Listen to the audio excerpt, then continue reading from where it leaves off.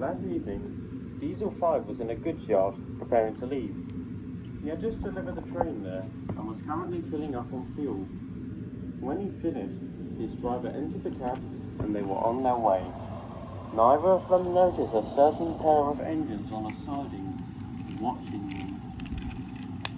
It's a shame you weren't able to get rid of that Tinder engine, Diesel 5's driver said. Indeed. I'm sure I'll have another chance.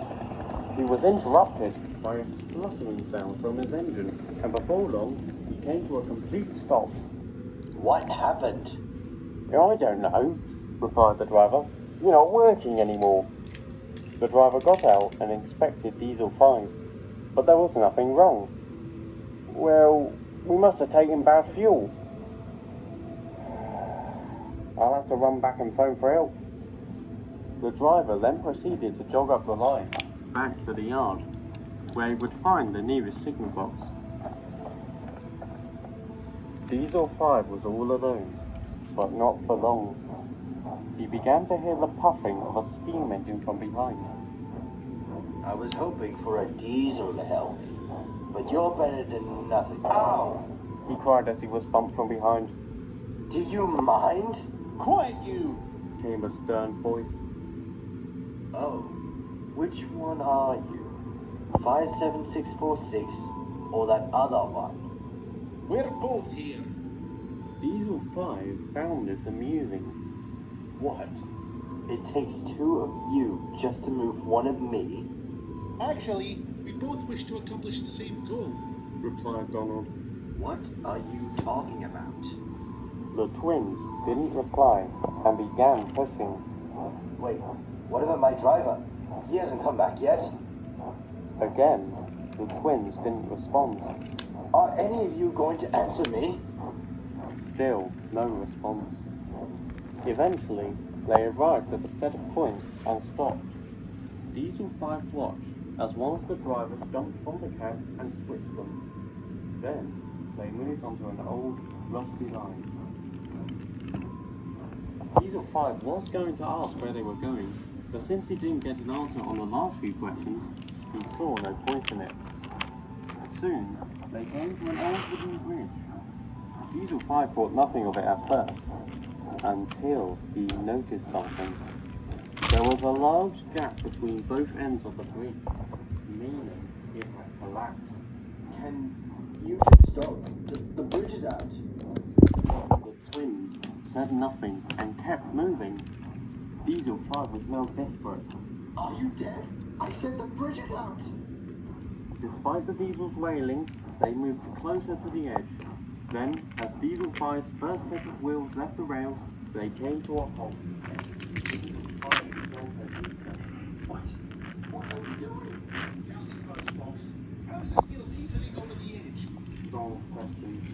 How does it feel knowing you could fall? What do you think it is? It's bloody terrifying. Now call me back. Now you know how I feel. The key. Not to mention that tiny engine you said you couldn't see. Diesel 5 now stopped. How did you know?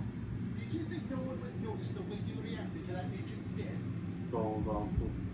You might have hidden from the workers and manager, but you didn't hide from us. So we decided to make sure you can't harm anyone else.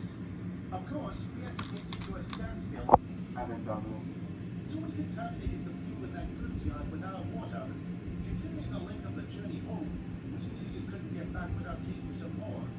This was all planned. Please, I swear it was an accident. I never meant that I ended up on the ocean. I thought his brains Don't were... give me that rubbish! Bellowed Douglas. As Donald said, we saw your reaction. That big grin on your face when the engine was announced dead. Your intentions were clear, and you achieved them. And you claim you're doing better? If I fall, the blood will be on your face. You're attempting murder. Murder! Then, Diesel 5 had the cracking of wood beneath him. He soon realized that this bridge wasn't designed for engines this low. Donald and Douglas wisely moved back onto land. What do you say? Well, how is it murder if the victim in question committed murder himself? Aye. You see, Diesel 5, this is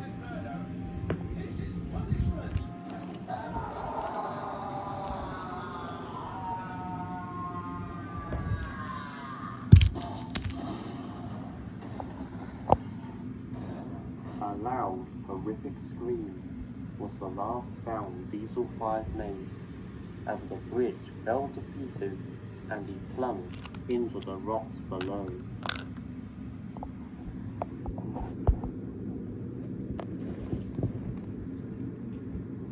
No one ever did find out about the acts Donald and Douglas committed on that night, but Diesel 5's absence didn't go unnoticed. His remains were eventually discovered by a breakdown gang, all of which were taken to Crewe for scrap. The workmen assumed that the driver left the engine to do something and forgot to put the brakes on properly, resulting in him rolling on his own. That was until the driver himself told them about the breakdown and that it must have been contaminated fuel, which was later confirmed by an inspector. In the end, no one had an answer to what happened to Diesel 5 that night. At one point, he was on the main line, and the next, at the bottom of where a bridge once stood. Shortly after the incident, some shocking details regarding Diesel 5's life on VR were recently uncovered. After hearing reports from eyewitnesses, Donald and Douglas discovered that that tank engine at the harbour was the fifth victim to Diesel 5. He was the cause of the death of 4 other steam engines, either by being pushed into the ocean or down large hills.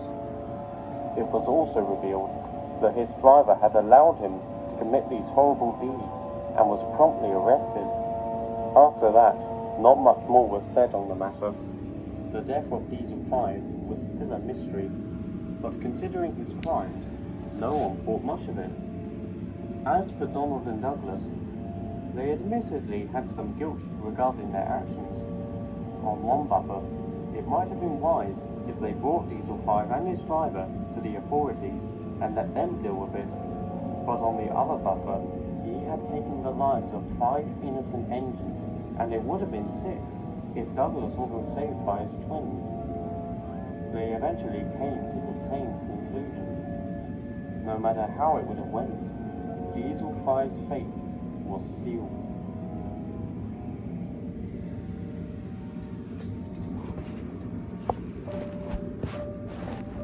Donald and Douglas remain hard-working to this day, and often work together.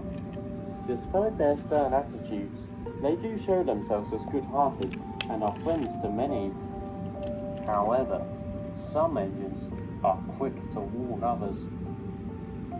If you ever encounter a pair of Caledonian twins known as Donald and Douglas, whatever you do, do not piss them off.